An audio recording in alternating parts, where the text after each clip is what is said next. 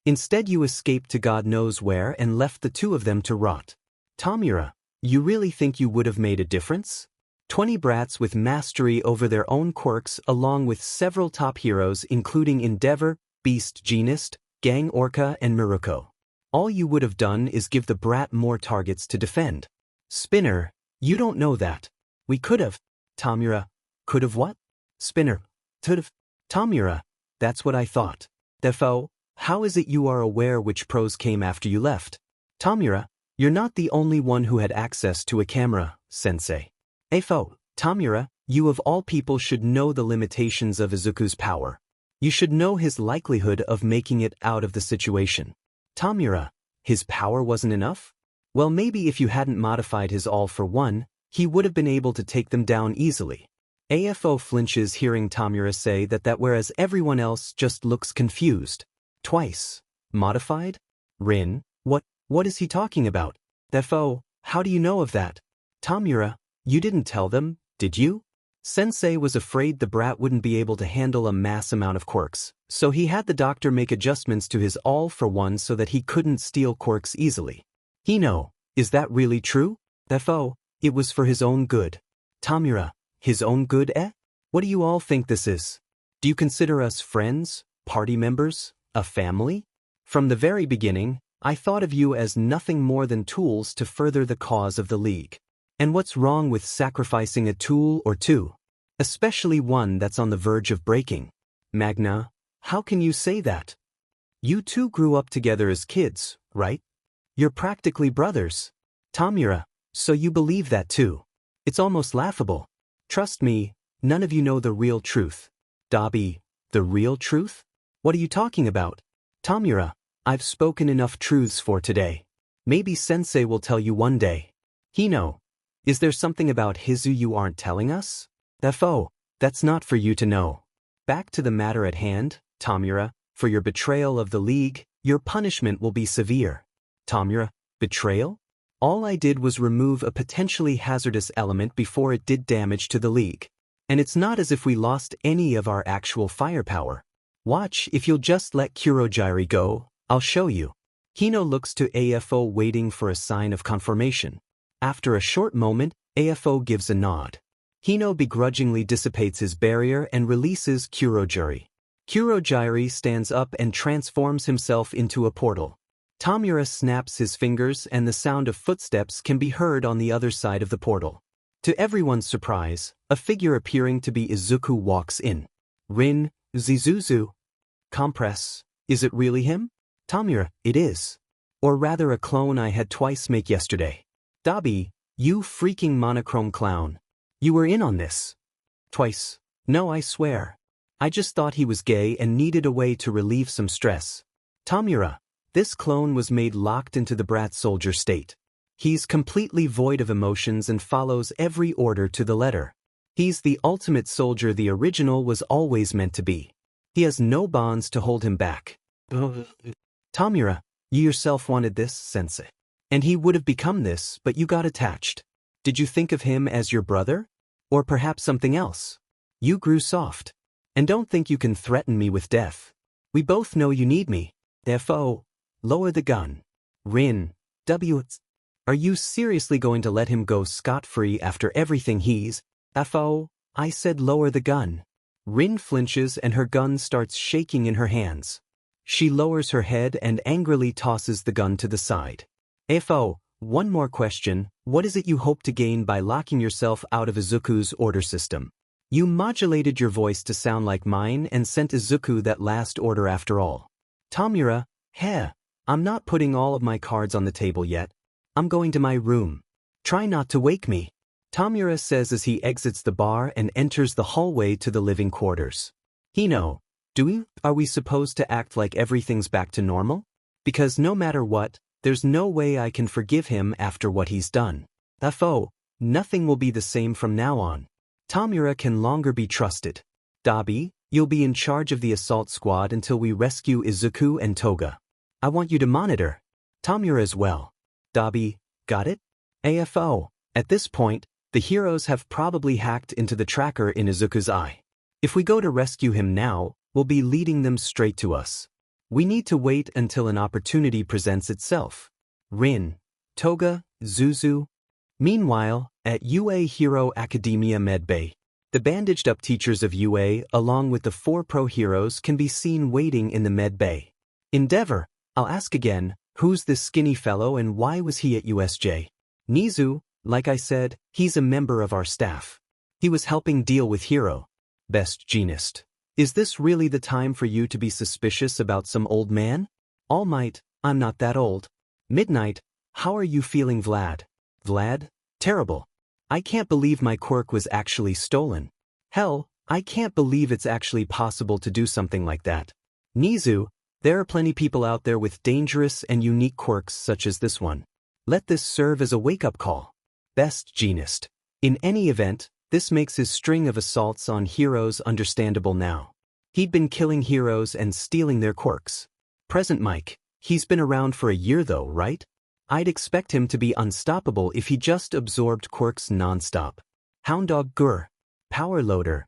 Yeah, among the list of his victims, he didn't even display half of their quirks. Cementos. That would imply that he's stronger than he let on. Gang Orca. That wouldn't make sense though. Why hold back in what is essentially a life or death situation? Endeavor, I don't know nor do I care. What really troubles me was that look in his eyes. I don't know what it was, but I couldn't move while in his gaze. It was as if death itself was staring me down. Nizu, that pure and complete bloodlust, it's been a while since I felt something like that. Suddenly the curtains covering 2 of the med beds are reeled back a bit. UA nurse and pro hero recovery girl takes off a pair of medical gloves before walking to the group. Nizu, so, how are they? Recovery girl, 13 suffered some major laceration on her back and upper arm. Aizawa on the other hand suffered comminuted fractures in both arms and a face fracture. His orbital floor was broken into small pieces and his eyes may suffer some aftereffects. Luckily there wasn't any serious brain damage. At any rate, they'll both survive. They're in much worse states than those 9 severely injured students I treated earlier though. I'm just glad the others didn't get injured that badly. Nizu, thank goodness. Those 2 really put their lives on the line so I was worried. Honestly, I feel like they should be in a hospital rather than a school nurse's office, but we unfortunately can't afford to have them away from here. Endeavor, what about your other patient? RG, yes, well? Recovery girl pulls back the curtains concealing a 3rd bed. On the bed lies a figure completely covered in bandages aside from their eyes and mouth. Said figure is missing both of their hands and has their ankles cuffed to the bed with quirk-suppressing cuffs. RG, he's a real monster. 7 gunshot wounds in his chest from snipe, ruptured eardrums from Mike, the majority of his body burnt as a result of the student's bombs, several fractures in his right arms, a fractured jaw, testicular damage somehow which resulted in swelling, burns on his back from Endeavor, damage to the back of his skull and 6 fractured ribs by Maruko which in turn pierced his lungs, and topping all of that is his hands that were ripped off. There's also the severe burning on his right forearm caused by those flames of his. The skin is charred to the point of it being so black you'd think it was a tattoo. Endeavor, that last part is strange. In the history of all his victims, there was not a single one who possessed a fire-based quirk. His last one, the Jade Dragon who survived, has green flames so we can assume it isn't his quirk. And there weren't any recent victims of any kind of incident or death during his initial debut period that had a quirk which could produce those black flames you spoke of. Nizu, how strange. There has to be an explanation to this. The door to the nurse's office opens for an individual wearing a detective uniform and carrying a briefcase. All Might, Tsukachi-kun, you're finally here. Tsukachi, sorry, finding that other villain took longer than we thought. Nizu, that's fine. What did you find out about him? Tsukachi, right that? Tsukachi opens his briefcase and pulls out several papers. Tsukachi, putting that aside quickly, we were able to confirm the identity of his partner as the masked villain responsible for multiple murders, Himiko Toga. As for him, going on the lead from that blonde spiky-haired student and the mention of his actual name, we were able to confirm through a blood test that he is in fact the son of Hisashi Midoriya, the Jade Dragon, and Inko Midoriya who was thought to have died in the sludge villain incident 1 year ago. Nizu, so that's his story. How could they come to the conclusion that he was dead though? Tsukachi, I looked into that too. A corpse was found at the site of the incident dressed in the young man's middle school uniform. The face of the core was burnt beyond recognition, so they assumed it was him, and the burn was caused by the fatal injury he received. Here's a picture of him before the incident and the corpse found. Tsukachi proceeds to hand Nizu a picture of a core with the head covered in burns, making it unrecognizable. He then hands him another picture. Everyone gathers around to look at the picture of the green-haired and emerald-eyed boy. All Might starts to sweat a bit and his hands start shaking. Nizu places his paw on his hand to calm him down. Tsukachi, over by his right eye is where the attack that supposedly killed him landed. As you can saw on the one in the bed over there, he has a scar in the same area. Maruko, you sure this is him though? I mean, that guy over there has red hair and a red eye. Tsukachi, yes, but genetics don't lie. Endeavor, does he have any record of psychotic behavior or mental illness? Tsukachi, no, not that we're aware of. He was apparently heavily verbally and possibly physically bullied in school by his entire class, but he was incredibly passive. Medical records present no mental disorders either. All Might, he tried to commit suicide. Everyone looks at All Might with confused expressions on their faces. All Might, he tried to kill himself by jumping off a building. Best Jeanist, how do you know that? All Might, heard it from All Might. He said he saved the green-haired boy from trying to kill himself on the same day. Anyways, it's fair to say he might have suffered from depression at the least. Endeavor, I guess. That's still no excuse for his crimes. Best Jeanist. To think he'd be driven to kill so many, even attempting to do the same to his own father. It truly is a shame. Tsukachi, there's one more piece of information, but I'd like to hear what Recovery Girl found out about by examining his body first. Are you sure? His body seems to have undergone some sorts of modifications, and I'm not just referring to his enhanced physical strength. The majority of his organs, including his lungs and heart, have been replaced. According to Ryukyu and Crust, in yesterday's attack on Hisashi, he had lost his right leg and eaten part of his left arm to the point where his bones were visible. But, what? Snipe, he ate himself? RG, they'd apparently heard this from Hisashi himself. He gave them a warning relating to it and those black before he lost consciousness. Ectoplasm. Don't tell me. Nizu, that's most likely the source of those flames. Power loader, what a disgusting power. Endeavor, that's quite a burdensome price. RG, you can see the parts of his arm where he'd eaten from are discolored. You can also see the burn scar where his leg had been cut off. The leg isn't a prosthetic, and I made sure to check his bone marrow. It contains his DNA. All Might, does that mean he regrew his leg? RG, it would appear he has the ability to do so. Moving on, his right eye has been replaced by a cybernetic one. It appears to function as both an actual eye and a camera. I've never seen such a fine combination of machinery and human biology. I also found some sort of plug on the side of his head, think of the neck plug from the Matrix. Examining his body even further, I discovered 3 objects concerning me.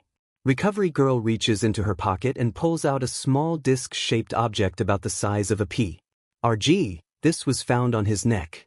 It appears to be a remote-controlled signal jammer. Its area of effect is only small. She reaches into her other pocket and pulls out a sort of bloody device contained within a Ziploc bag. RG, I noticed this while taking an X-ray.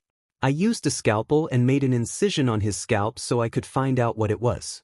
It's a communication device someone had planted on the outside his skull. I disabled it, of course. Maruko, seems like overkill. Gang Orca, why go to such an extent? RG, whoever did this is quite skilled. This isn't the work of some amateur. Best Jeanist, what was the other thing? RG, this one is rather strange to me. In order to make sure whatever happens here isn't seen by others, I thought of removing his eye or disabling the camera. But I can't exactly do that. Power loader, why not? RG, it's because this eye of his has a small armed explosive device embedded in it. It wouldn't cause a large explosion, but it would definitely kill him considering how close it is to his brain. I can only assume that tampering with the eye without disabling the device will cause it to explode. And I'm unable to disable it since I assume doing so requires whatever you plug into the side of his head. Present mic. Seriously? Cementos, I don't see the point in doing something like that. RG, this is a guess, but there may be a tracker in there too. It's possible the bomb is to stop others from taking away their ability to keep track of him. Endeavor, they assume we don't wish to kill him then. RG, you want to interrogate him, right? Then they were right in assuming. Tsukachi, indeed. There are many things we want to question him about. I'm particularly interested in the origin of his quirk. Midnight, origin? Tsukachi, you see, according to medical records, he's registered as quirkless. Hound dog, Gur. Snipe, how can that be? Tsukachi, I don't know. It could imply he got his quirk through someone else or unheard of means. We won't know for sure until we get to interrogate him. RG, well, he should wake up soon. I don't know if he'll be willing to participate though. Meanwhile, within Izuku's subconscious, Izuku is lying on his back in complete darkness. His eyes are closed and his body refuses to move. In the darkness, the sounds of many voices can be heard speaking in incomprehensible whispers. Izuku, so noisy. The memories of quirks, it's irritating. Quiet down already. Izuku tries his best to ignore the whispers in the dark. Suddenly, the voices seem to disappear. Izuku sighs with a relaxed feeling growing. The feeling doesn't last though as the whispers return. This time, however, the voices sound closer to Izuku. The whispers start growing louder and louder till they reach eardrum-bursting volumes. Blood-curdling screams are heard amongst the loud whispers. Izuku feels something hit against his head. He opens his eyes to see a shadowy figure with glowing green eyes looking down on him. A large white crescent moon-shaped smile appears on the figure's shadowed face. Hello. Izuku opens his eyes in the real world and quickly sits. He breaks out in a cold sweat and starts panting. He feels a pain in his head and tries to grasp it. It is at this point that he looks at his hands and remembers he tore them off. Izuku, alright. Nizu, you're finally awake.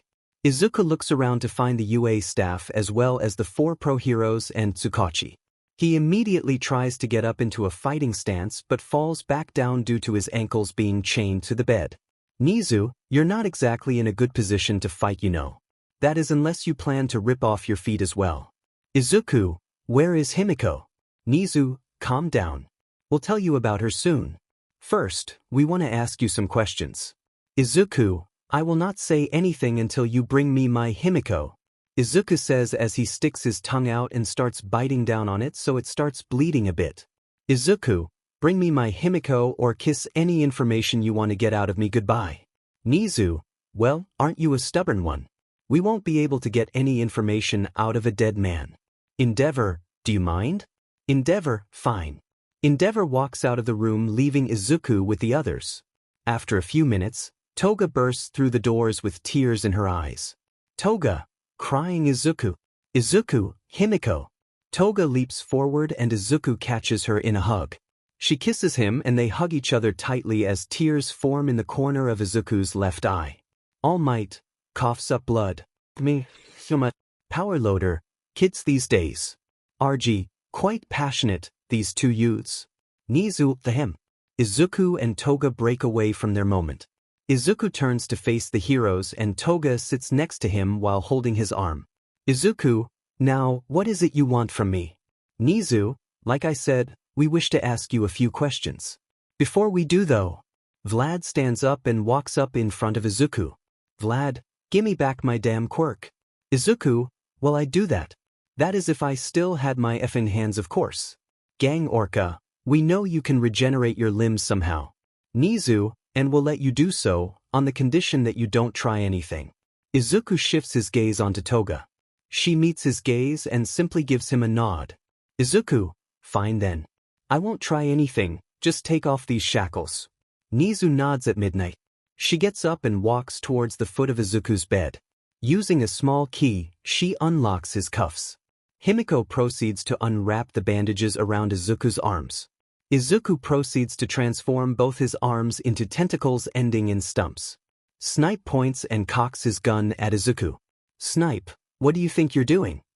This isn't what we agreed on. Izuku, how else do you think I grow my limbs back? Noma's the only one with instant regeneration. Izuku's tentacle limbs then snap off completely. Izuku, oi recovery granny. Give me a hand and accelerate my healing. Endeavor, you want us to heal you? Izuku, it takes an octopus 3 days to regenerate their limbs, so unless you're willing to wait that long, I suggest you hurry up and heal me. Nizu, it's fine. We've got someone on watch ready to erase his quirks. Nizu says as he refers to the figure in the bed opposite Izuku's, covered under a blanket. RG, we don't really have many options here. We have to do it. Recovery girl walks up to Izuku and extends her lips to kiss his forehead. A green aura covers his body and 2 new tentacles grow in. Izuku proceeds to turn his tentacle arms back to normal ones. Izuku, I feel alive again. Oh, there aren't any new burns on my hand. I expected it to be as charred black as my forearm. RD, aren't you tired? My quirk usually takes a lot out of people. Izuku, I'm quite confident in my stamina. Vlad, whatever, hurry up and return my quirk. Izuku, fine, bend down here. Vlad bends down so that he's at Izuku's height. Izuku places his hand on his face. A red light glows from his palm and quickly fades away. Izuku, there, you can use your quirk again. Vlad stands up and looks at his hand. Blood sprouts from his gauntlet and covers his hand in a spiky glove. Nizu, good to see that you're at least a man of your word. Izuku, now that that's taken care of, these bandages are really irritating. Izuku says as the bandages covering his body all suddenly turn to ash and fall off him. Izuku, that's better. Endeavor, what did you do? Izuku, I simply raised the temperature of the bandages to the point where they'd incinerate into ash. Gotta say, this feels much better. Toga starts rubbing her cheek against Izuku's like a cat. Toga, I can never get tired of seeing Izuku's adorable face. Izuku, I don't exactly appreciate being called adorable. Toga, don't worry, you're hot when you're all bloody and when you're fired up. Present Mike, are these 2 really only teenagers? Nizu, let's not waste any more time. Let's get on with the interrogation. Izuku, I don't think so. Nizu, oh, you're trying to withhold information from us? Izuku, don't get me confused, I'm willing to make a deal to give you what you want. Nizu, oh, and what kind of deal would that be? Izuku, I'll answer any and all questions I can answer. In exchange, I want you to let Himiko go free. Toga, yeah? Izuku, what are you saying? I'm not going to lose you. Izuku turns to look at Toga. He gives her a large reassuring smile. Izuku, it's fine, Himiko. It's my job to make sure you stay safe. I'll find a way to get back to you, so just go find some place to hide until then. Toga, Izuku, I'm not leaving your side. Nizu, we accept. Ectoplasm, what? Endeavor, do you have any idea what you're saying? You're promising to let a criminal wanted for multiple murders go free of charge. Nizu, this particular information could possibly lead us to capture one of, if not the most dangerous villain in history, responsible God knows how many deaths. Releasing one villain seems like a fair trade, wouldn't you agree? Besides, it's not like she can hide from all heroes out there. Izuku, thank you. Know this though. If you dare go after my Himiko, I'll kill you all. Nizu, hee hee, how scary. Genist, do you mind escorting her to somewhere she won't be found? Best Genist, I suppose it's fine. Toga, no. I'm not going anywhere. Toga says as she grabs onto Izuku and bites into his shoulder. Midnight, Jesus, talk about clingy. Izuku, Himiko, let go. Toga, never. Izuku, turret. We'll take Himiko to a safe place after you interrogate me since she won't leave me. Nizu, can't be helped so it's fine. Detective Tsukachi, the device please. Tsukachi, yes. Tsukachi reaches into his briefcase and pulls out what appears to be some sort of metallic collar. Izuku, the hell is that? Tsukachi, the latest technology developed by David Shield. I'm sorry, but it's hard to take anything a villain says as the truth. In simple terms, this collar will tell me when you're lying and indicate it on this small handheld device. I assume this won't be a problem. Izuku, no, I don't intend to lie here. Tsukachi, well then. Tsukachi walks up to Izuku and affixes the collar around his neck. Tsukachi presses a button on the handheld device, causing the collar to light up in a light blue color. Tsukachi, now then, let's start with some easy questions. How old are you? Izuku, 15. Tsukachi looks down at the handheld device to see a red button and green button. The green is seen to be glowing. Tsukachi, truth. According to reports, you use both knives and guns, correct? Izuku, yes. Tsukachi, truth. You've killed over 100 pro heroes, correct? Izuku, yes. Tsukachi, true. Let's move on to more important questions. Your leader, the one known as Tamura Shigaraki, proclaimed that your group is known as the League of Villains. Have you only recently formed, or was this group been around for years and have only now decided to show themselves?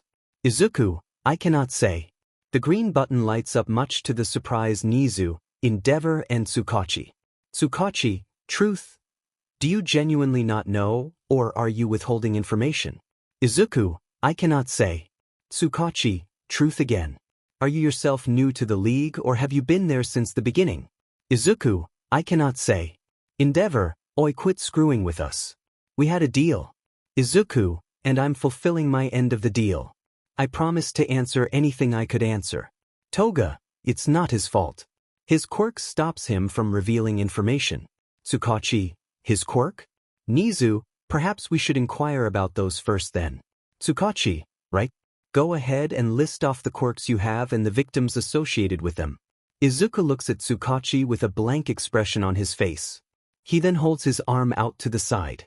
His arm glows before a piece of paper manifests out of it. Izuku grabs the piece of paper and hands it to Tsukachi. Izuku, here. All my quirks and who I attained them from in chronological order. Nizu, oh, you can manifest something so detailed so easily.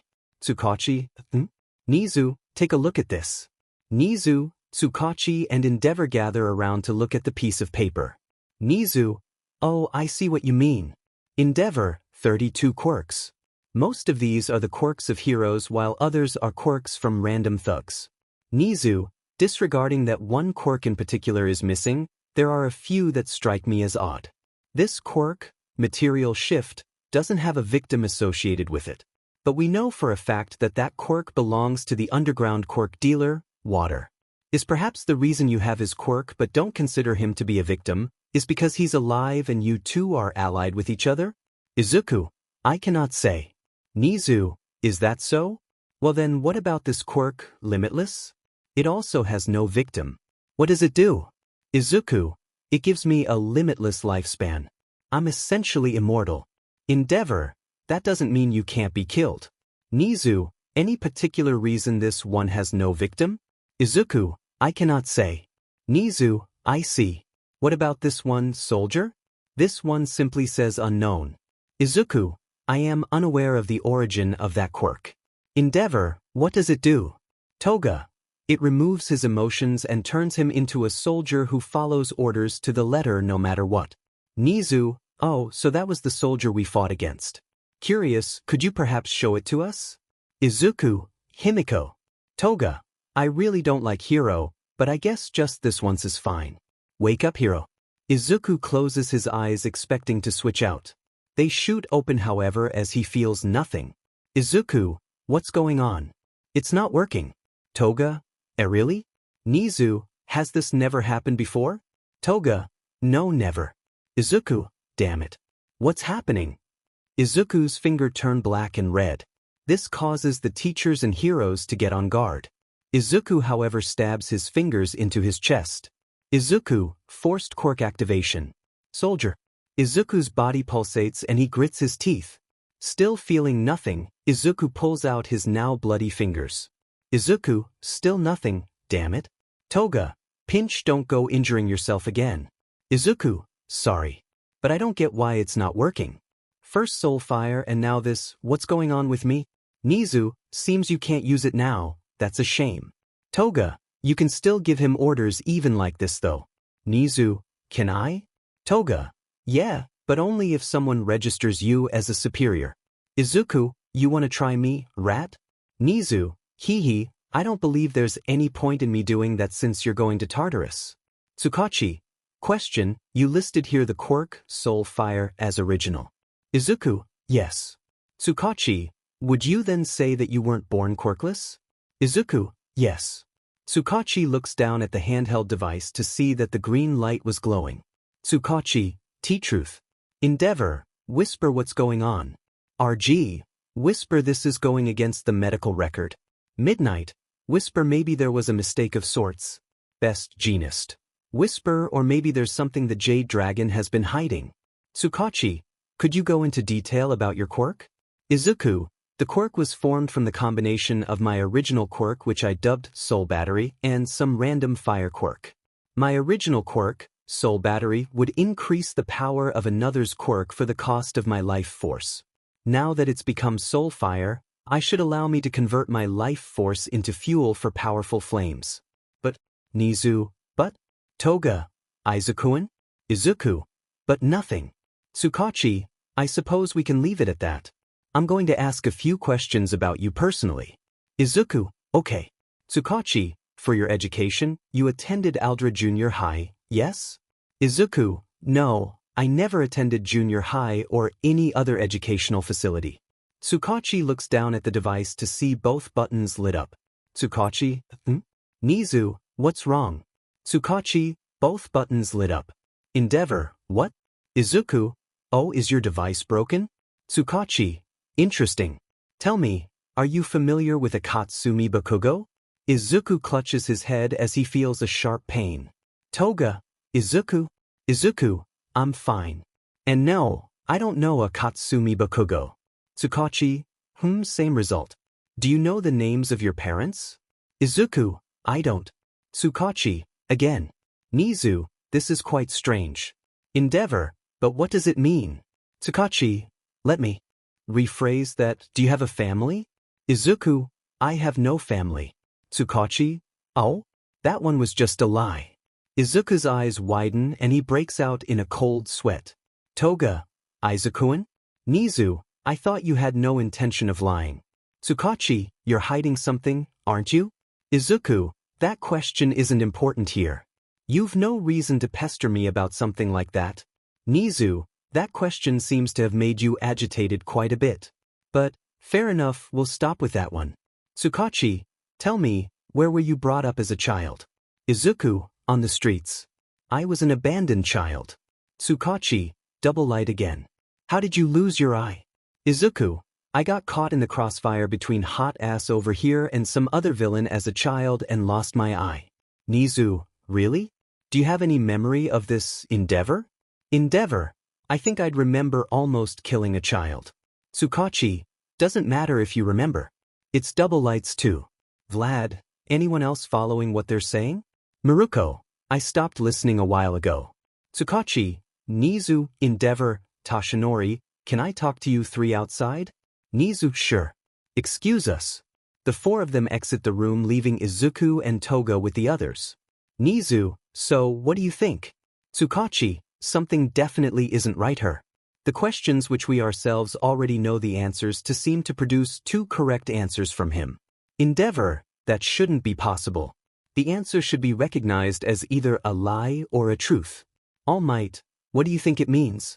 Tsukachi, According to the students, he had some sort of reaction from hearing his father's name. He also reacted aggressively when he confronted Katsumi Bakugo. We also saw it just now when we mentioned her name. Could it possibly be? All Might, do you have an idea? Tsukachi, I've only heard about this, but there were reports of some people in the past losing their memories after being assaulted by a villain. The villain was supposedly caught, but there are no official records. Supposing there was someone before him in there who had the ability to steal quirks, it's possible that the villain's quirk was stolen and used to alter his memories. But it's possible that somewhere deep in his subconscious, his memories may be intact. That would explain why there are both lies and truths in his answer. His subconscious knows the truth while his current personality only understands its own altered version of the truth. Nizu, that does sound like the only plausible option. And it would explain his drastic change from him a year ago to him now. Endeavor, again, that doesn't change anything.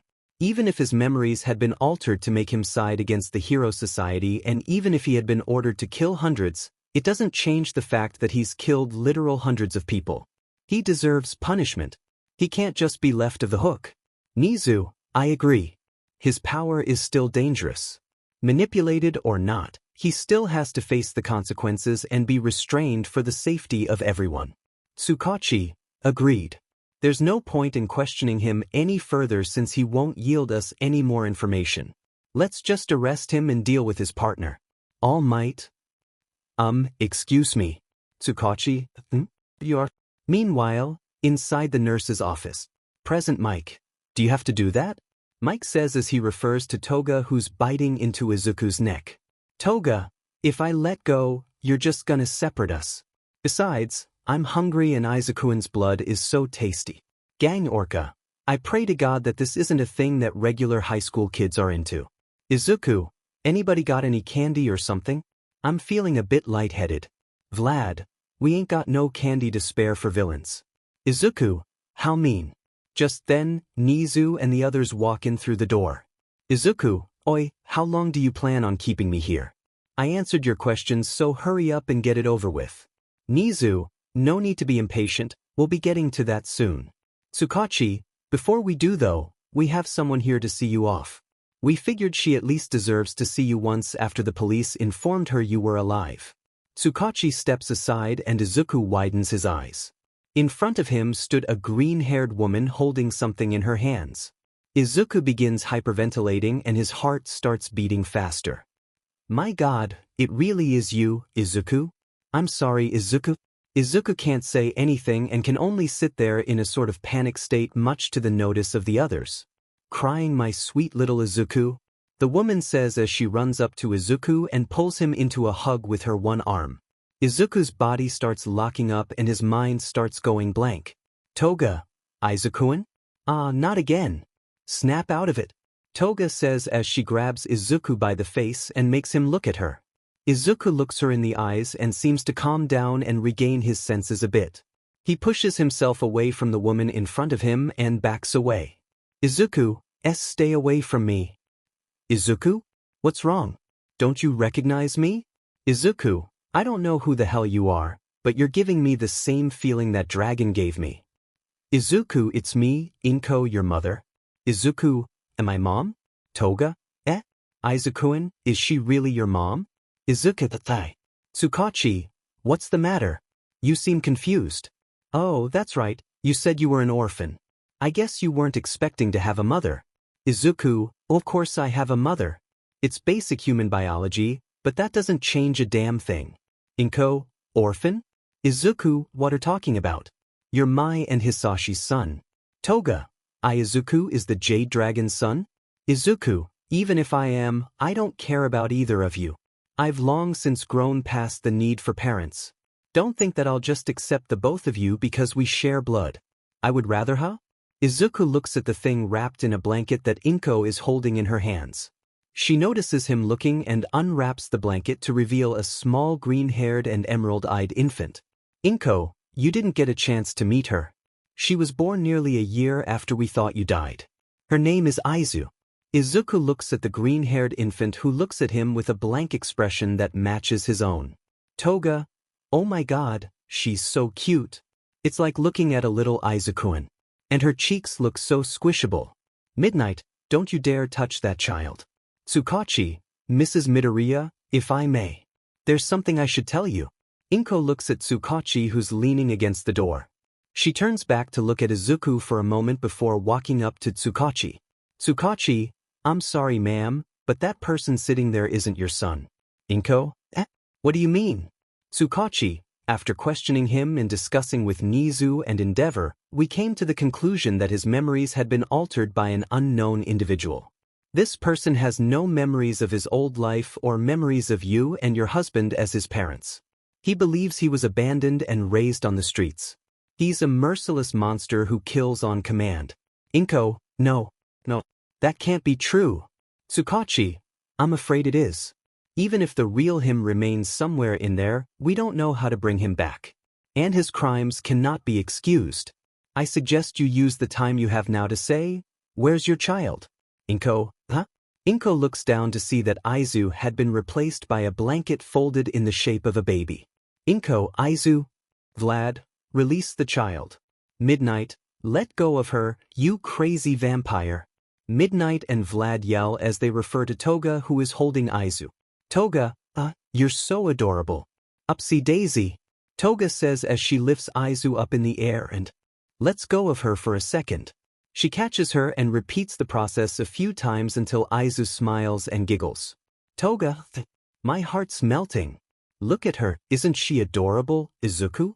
Toga holds Aizu up to Izuku. Izuku stares at the infant blankly for a moment.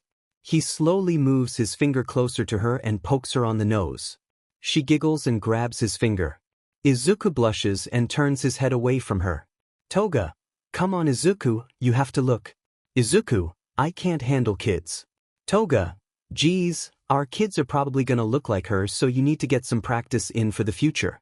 Present Mike, goddamn hormonally active teens. Gang Orca, they do realize they don't have a future, right? Best Genist.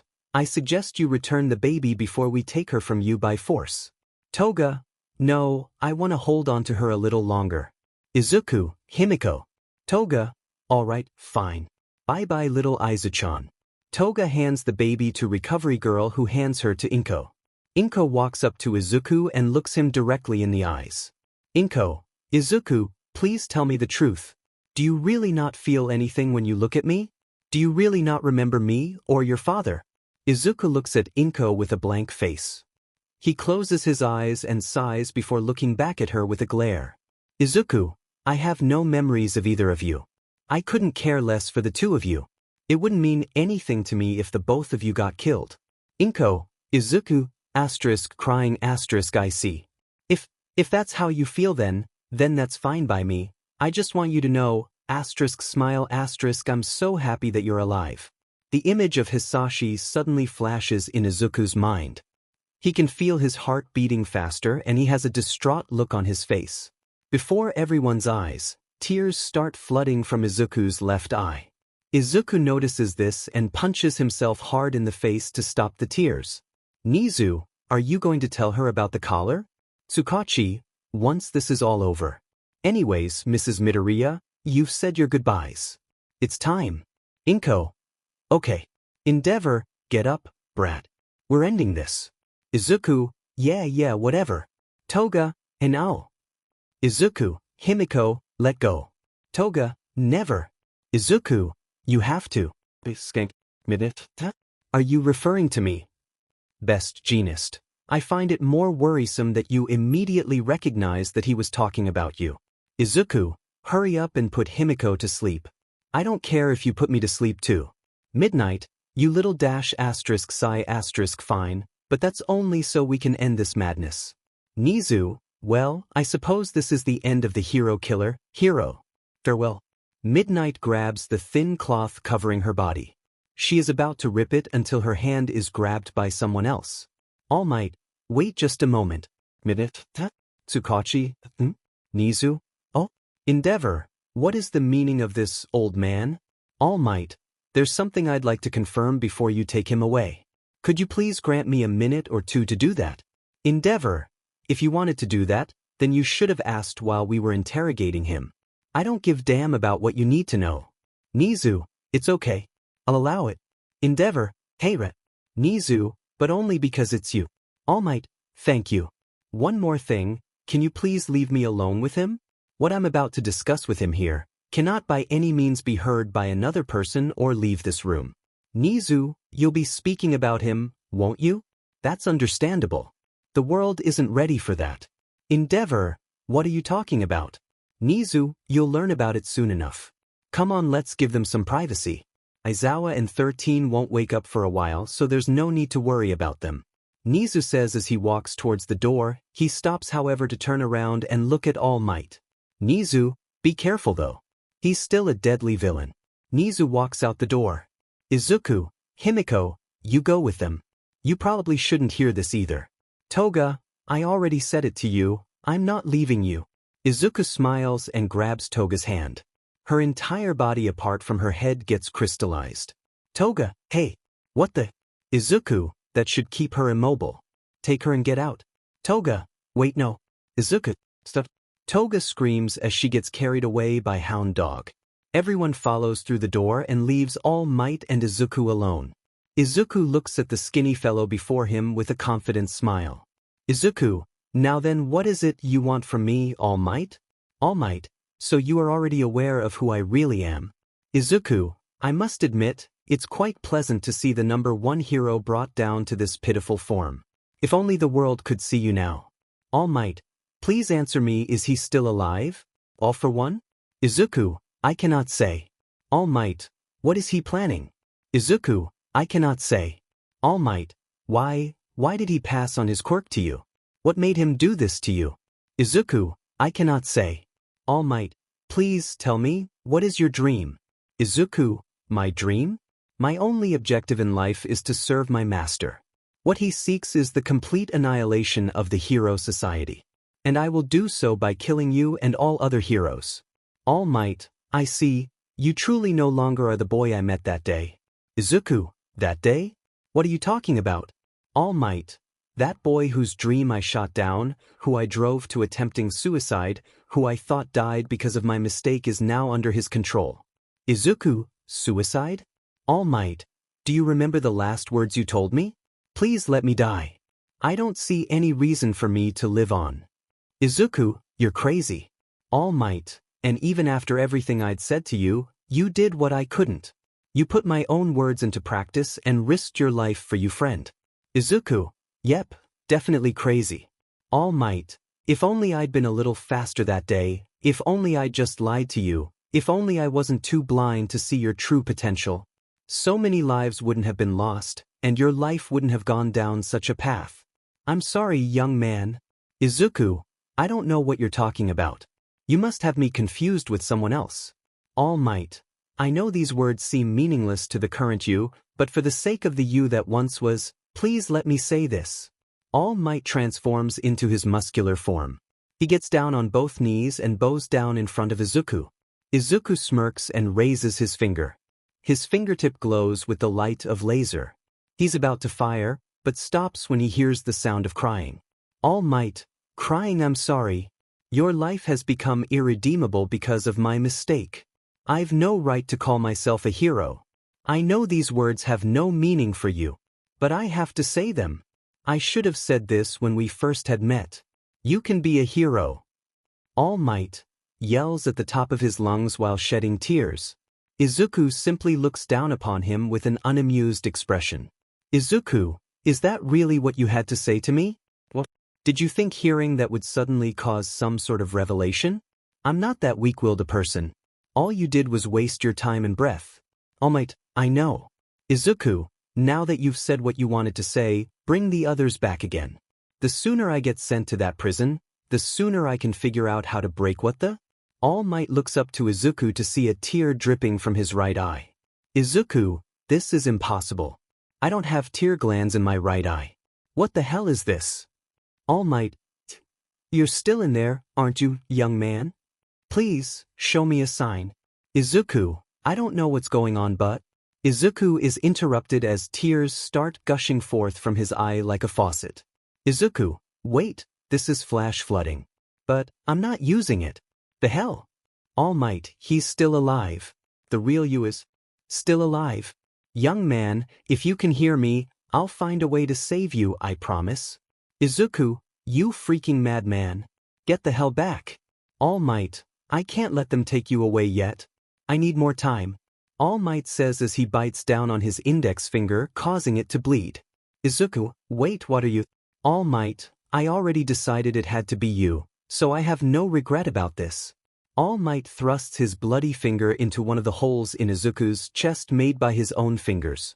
Izuku, you bastard! Do you have any idea what you've just? Izuku suddenly clutches his chest as he feels something surging throughout his body. Red veins appear and cover his whole body, causing All Might to smile. His expression changes, however, once he sees black veins appear and cover his body as well. Izuku lowers and clutches his head. He shakes it violently before throwing it back.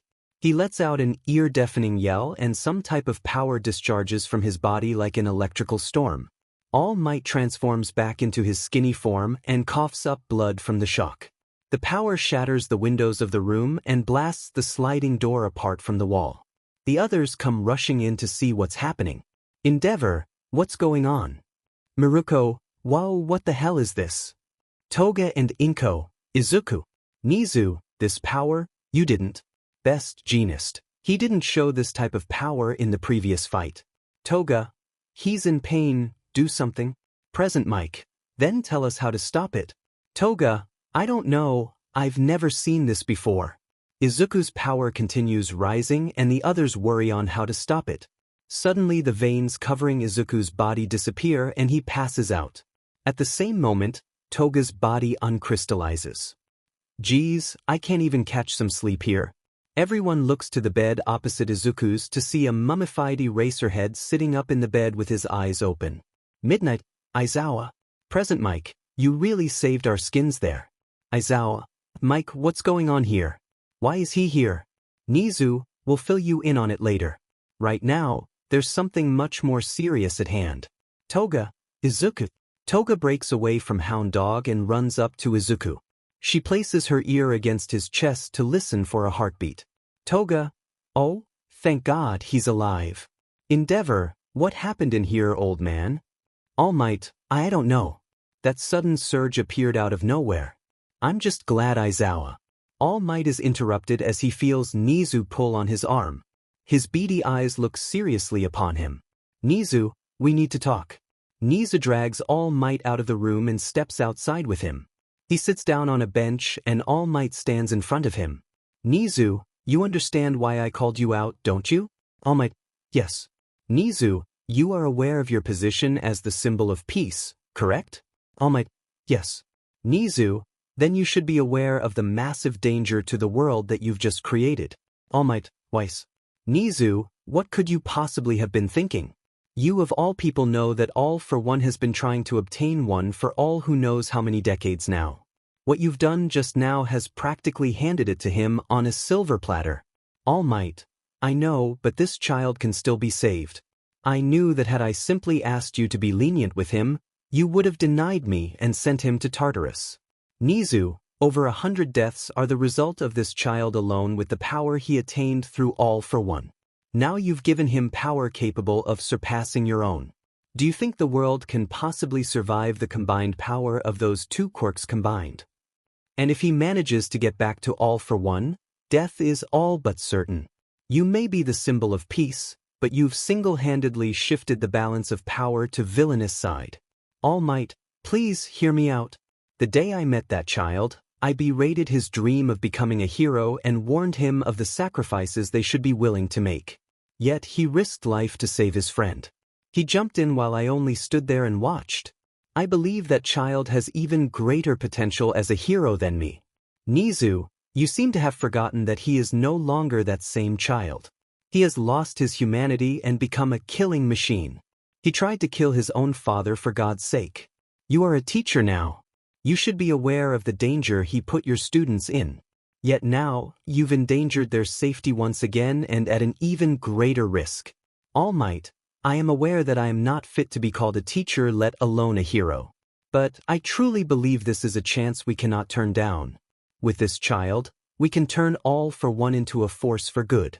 Please, I only ask that you give me time to do so. I promise, I will resign as a hero and teacher if I fail in doing so. Nizu places his paw-pad palms over his eyes and takes a deep breath. Nizu, 1 year, All Might. I'll give you 1 year. All Might, really? Thank you, Nizu. I promise. Nizu, don't get me wrong, I agree that this is a great opportunity. Nizu takes his palm off his eyes to look All Might seriously. Nizu, if he isn't completely changed after exactly 1 year, I'll put an end to the cycle of one for all and all for one myself. All Might. Why you don't mean? Nizu, the world would be much more peaceful if neither of those quirks had existed in the first place. What better chance to get rid of them and restore peace than to get rid of the current holder? I suggest you use the time you have wisely. All Might stands there in shock from what Nizu proposed. Nizu, on the other hand, simply gets up off the bench and walks back inside. All Might follows after him nervously. Soon the two returned to the nursing room. Endeavor. Rat, what were you talking about? Nizu, no need to worry about that. Anyways, you 4 pros can go. Miruko, huh? Best genist. You sure about that? What about them? Nizu, worry not, we'll deal with them. I only ask you keep your eyes out for villain attacks in the future. Endeavor, fine, we'll leave for now. Gang Orca, you better inform us if something happens. The 4 pros proceed to exit the room. Nizu then turns to Tsukachi and Inko. Nizu, Detective Tsukachi, could you please escort Mrs. Midoriya home? Tsukachi, I understand that the situation has changed quite a bit. I just hope you inform me about what's going to happen. Nizu, I will. Mrs. Midoriya, don't worry, we'll keep you informed about your son's condition. Inko, please do. Tsukachi, let's go, ma'am. There's something I need to tell you as well. The two walk out the door leaving only Izuku, Toga and the UA staff. Aizawa, Nizu, what's going on? I thought you were going to hand him over to the police. Nizu, that power he displayed has changed the plan a bit.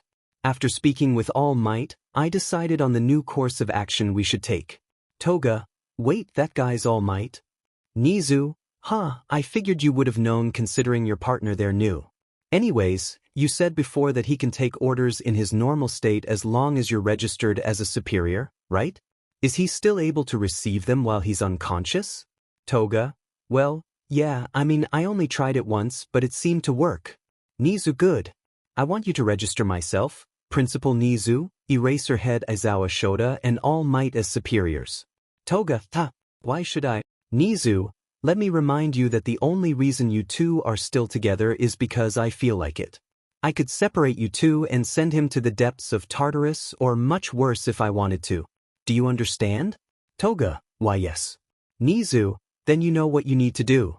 Toga lowers her head down and whispers into Izuku's ears. She goes back up and looks at them with a solemn look. Toga, it's done. Nizu, good. Midnight. Nizu, what exactly are you planning? Nizu, Majima, Heights Alliance is done, right? Power loader, huh? Well, the dorms for first years are done, but those all. Why do you want to know? Nizu, Sai, I was hoping to save it as a surprise for the first years, but it'll have to do. Listen, we'll have the two of them stay there for now and attend classes. Hound dog. Vlad, what? Toga, really? Midnight, you can't be serious. Nizu, when school starts again in 2 days, they'll be put in your class, Aizawa. Aizawa, after he almost killed them? Mike, hey, Nizu, are you thinking straight? Nizu, I am. And I'm certain of my decision after witnessing that surge of power. He just awakened that as it isn't one of his listed quirks. Aizawa, that doesn't explain why you're doing this. We should just send him to Tartarus. Nizu, I'd like to do so, but do you remember the camera in his eye? Everyone's eyes widen as the sudden realization hits. Nizu, whoever is on the other side saw everything, including the awakening of his power. They'll be even more motivated to get him back now. Were we to just send him to Tartarus, they could just warp in there to rescue him and cause a massive jailbreak. If we were to keep him here though, we could use him as a hostage. Were they to warp here after him, they'd have to deal with an entire school of quirk users. And on top of that, they'd be risking the safety of their allies since we now know about the explosive device. Toga, explosive device? Ectoplasm, hey, I know he's a villain, but that's... Nizu, I'm not saying we'll use it, I'm just saying that it's a countermeasure against them. Cementos, okay, but why have them attend classes? Nizu, consider it a rehabilitation project. Let's see if they can go from villains to heroes. Nizu, are you? Nizu, my decision is final. I assume you have no argument, Ms. Himiko Toga? Toga, this way, I get to stay with my Izukuin. I'm fine with it. Nizu, good. Anyways, it's getting late. Hound Dog, Power Loader, take the two of them to their new living quarters. Hound Dog, Gur. Power Loader, Sai. Nizu, I really don't like this. But if you say so. Follow us, girly. Hound Dog picks up the unconscious Izuku and walks out with Power Loader and Toga following behind. Aizawa, Nizu, what is your real reason for doing this? Nizu, perhaps one day the world will be able to know. After walking for a while, Hound Dog, Power Loader, Izuku and Toga find their way to a building with a sign saying, Heights Alliance 1. Hound Dog drops Izuku on the ground, causing him to wake up. Power Loader, oh good you're awake. Welcome to your new home. Izuku, did the hell? Power Loader, make yourselves at home, rooms are on the second floor. You'll find a kitchen on the first floor, discover the rest for yourself. And don't even think about escaping, there are cameras inside and outside the building. Power Loader says as he and Hound Dog walk away. Izuku, what's going on? Toga, I'll explain everything Izuku. But before that, you need to explain some things for me too. Izuku, Himiko, alright, I'll tell you everything. After settling down in the building and cooking something to eat in the kitchen, the two find a room for the two of them, sit down on the bed and have a talk. Toga explains what happened after Izuku passed out. Izuku easily comprehends the situation. After Toga's explanation, it was Izuku's turn to explain. He explained to her everything that happened the past 2 days. Toga, so you've been having these weird visions of this shadowy figure. That explains that waking nightmare you had yesterday. And you haven't been able to use your quirks, right, since? Izuku, yeah, Soldier and Soulfire aren't working for some reason. I can't access my emotionless state and my flames are red and burn me. And I tried using Scan to try and figure out what that surge of power was, but it's not working either. I don't know what's going on. But Toga grabs Izuku by the shoulder and looks him in the eye. Toga, it's alright. We'll figure it out and the solution will be right in front of us. Izuku, smile yeah, you're right Himiko. Toga, still one for all. It's crazy to think All Might's quirk came from the big boss and his brother. Izuku, the master's been trying to attain it for decades. Toga, and now you've got it. The big boss is gonna be so happy once we get back. Izuku, once we get back. Toga, don't give me that look. We're gonna find our way back home. Rin is gonna be waiting for you, you know? Izuku, oh my god Rin. Toga, I can't believe she got the drop on me. Whatever, I can fix that soon enough. Izuku, I'm not gonna be there for her. Because I got us caught. Toga, hey, it's not your fault. It's all Tamura's fault. He's the one who gave you that order. Izuku, I'm sure Tamura-sama had his reasons. I just don't know what they are yet. Toga, well at least he can't give you orders anymore. Izuku lets out a sigh and lies back on the bed. Izuku, nothing will be the same from now on. We're being held against our will with almost no means of escape. I'm sorry you got caught up in this, Himiko. Izuku closes his eyes and lets out another deep sigh. The next day, round about midnight, Rin, with her mask on, and Twice can be seen standing in front of a brick wall at the end of an alley. Rin, this the place? Twice, yeah. Just gimme a sec. Twice pulls out what looks to be an old-fashioned phone. He presses a few buttons on the phone and waits for a second. Suddenly, the area surrounding them seems to turn to a blue hue. The two of them then vanish and 2 black poker chips with heart symbols painted on them are left in their place. The two reappear in a dark room with the only light coming from a single light bulb hanging from the ceiling. Across from them is a man sitting in a heart-shaped throne. He has several tattoos on his body and his right arm has sticks around his wrist. He wore blue pants, a black shirt, a black feather coat on his back and a red hat on his head. Your hero's allies if I remember? Twice, yep that's us. You're Water, right? Pleased to meet you, you dick. Water, I already supplied you with the stock you ordered this month, so what do you want? And where is Hero? He's the only one who comes here? Rin, he's been captured. Water, oh, didn't expect him to lose to Heroes. Well whatever. If you came to ask me for help in rescuing him, you're out of luck.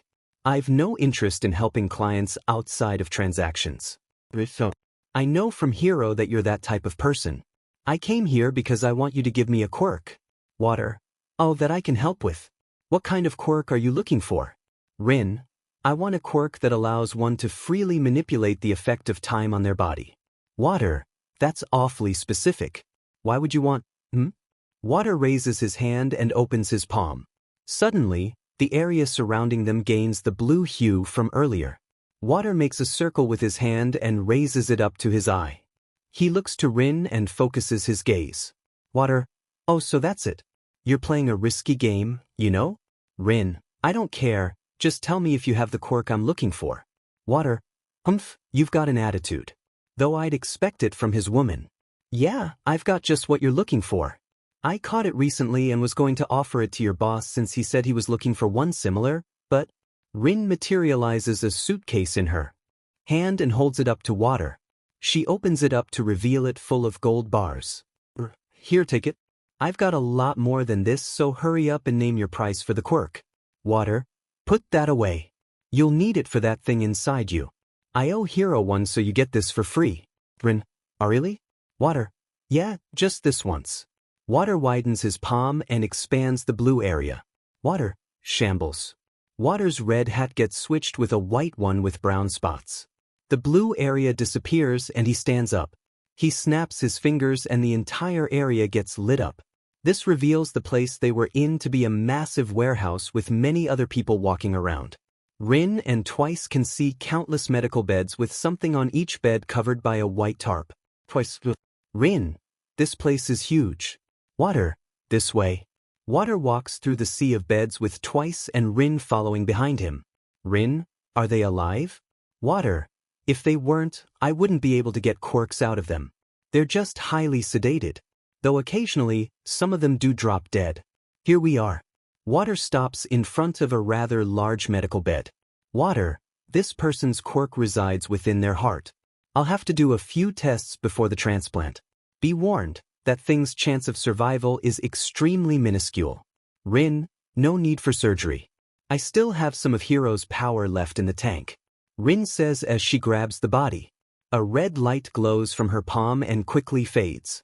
Rin, there, I got it. Thank you, Water. Water, don't mention it. Just don't expect any more freebies. Rin, I won't. But can I count on you when I decide it's time? Water, I'm a doctor. If you have enough money, I'll do it for you. Rin, thank you. Izakuin, don't worry. I'll keep them safe until we can get you and Toga back to us. The next day, UA High School, Class 1A. Invisible Girl, hey, did you watch the news last night?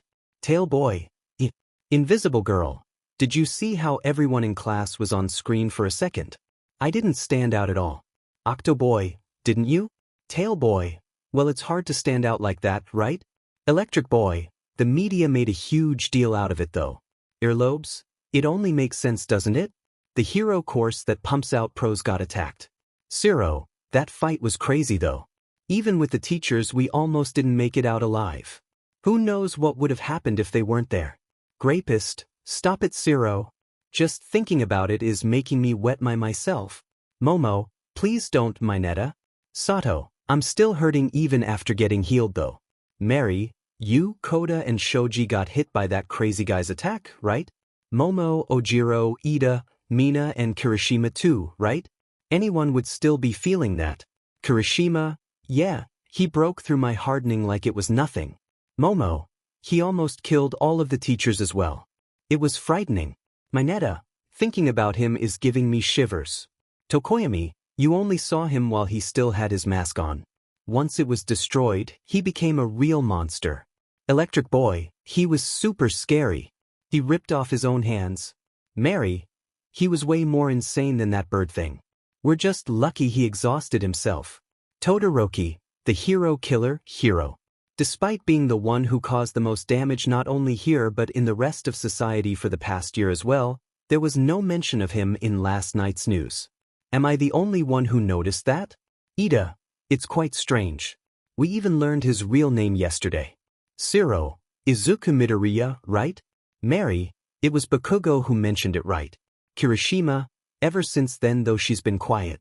Kirishima says as he looks to Bakugo who is staring out the window with a frustrated expression on her face. Mina, say, Tsu, do you think she knows him? I'd say she has to somehow. The door to the classroom slides open and the mummified Eraserhead walks in. Aizawa, morning. Everyone, you're back too soon. Electric Boy, you're too much of a pro. Ida, are you alright, Aizawa-sensei? Aizawa, my well-being doesn't matter. It's good to see you're all safe though. Electric Boy, Gaspy actually cares. Zero, I don't believe it. Aizawa, Anyways, this may be sudden and coming out of nowhere, but this class is getting 2 new students. Everyone, Ojiro, new classmates now? Kirishima, this is just what we needed to get us out of that terrible mood. Mina, I wonder what they're like. Maybe they're super fun. Mineta, who cares about personalities? As long as they're hot chicks, it doesn't matter. Mary, you're disgusting. Ida, how many are we getting, sir? Shoji, what genders are they? Siro, where are they from? Electric Boy, did they also take the entrance exam? Aizawa, silence. Aizawa activates his quirk, effectively silencing the entire class. Aizawa, to answer your question, there's 2 of them. They're here under special conditions. Try and make them feel comfortable or whatever. Oi, you 2 get in here already. The students look to the door excited for the new faces.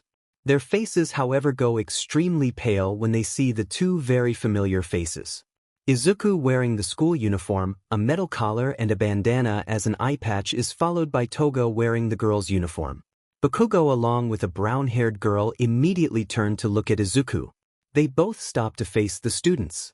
Aizawa, go on, introduce yourself. Izuku, I am Hiro. Izuku, I am Hiro. Izuku's rather half-assed introduction is met with a class full of terrified and confused students. Aizawa, your real name. Izuku, Sai, I am Izuku. Aizawa, your full name. Izuku, I refuse to identify by that last name. Toga, hi everyone, my name's Toga Himiko and this is my hubby, Izukun, nice to meet you all. Izuku, Himiko-sama, please don't be so enthusiastic about this. Katsumi, Deku. Izuku and Toga look to see Katsumi jumping from her desk and leaping at Izuku.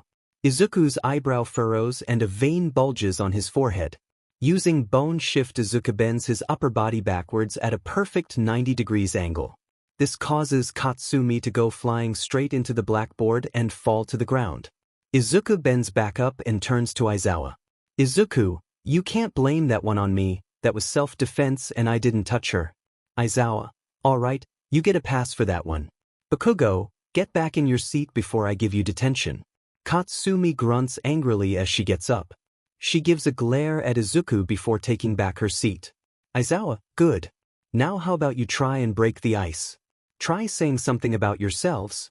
Toga, okay, well my favorite things are blood, knives and Izukun. Izuku, even without my quirks, I can kill you all with my bare hands. Those 2 lines only further intensify the disturbed and terrified expressions of the class.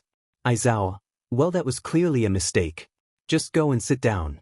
Take the 2 seats at the back of the class. Izuku and Toga walk down the aisle of desks. The students all cautiously watch the duo and are met with a hellishly cold death glare. Izuku sits down in a desk behind Yaoyorozu and Toga sits in the desk behind his. The class then all immediately turn to look at their teacher. Aizawa, judging by those looks you're giving me, I'd say you've all got questions. Everyone, of course we do. Mary, what in the heck are they doing here? Siro, these guys are seriously super dangerous villains. Mineta, they literally tried to kill us and you teachers a few days ago. Denki, the red one is absolutely psychotic. You saw him rip off his hands, right?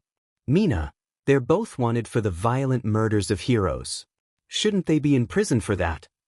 Tenya, why are they wearing the school uniform? And why are they in our class? Aizawa, right, settle down. Now because of reasons I can't explain because they're being withheld by the principal, these 2 will be joining the class on a sort of rehabilitation trial period. That's about as much as I'm allowed to tell you. Welp, you guys can use the rest of homeroom to get to know them.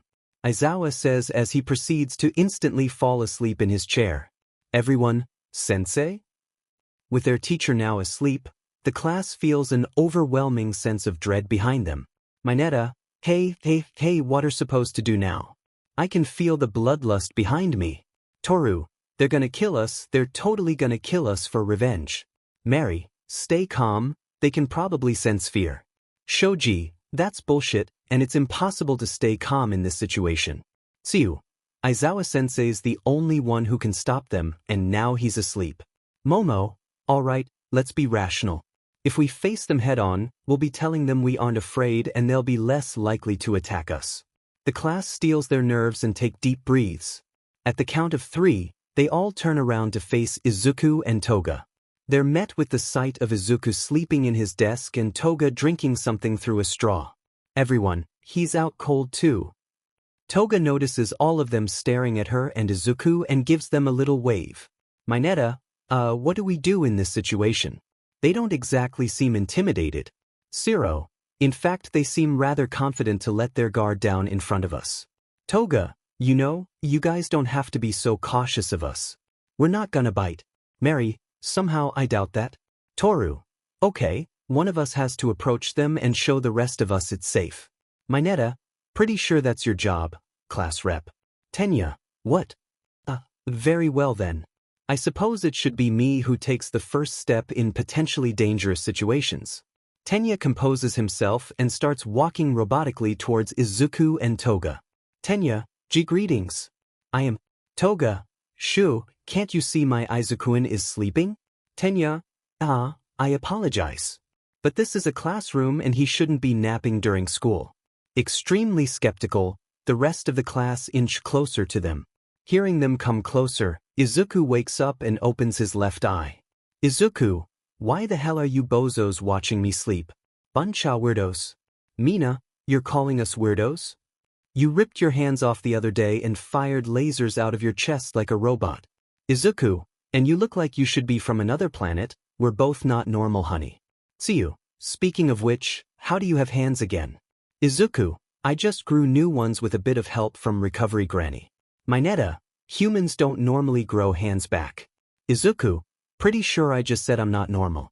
Mary, okay, let's cut the crap. Why the hell are you two here? Why did the teachers let you in here and are you planning on attacking us after what happened 2 days ago?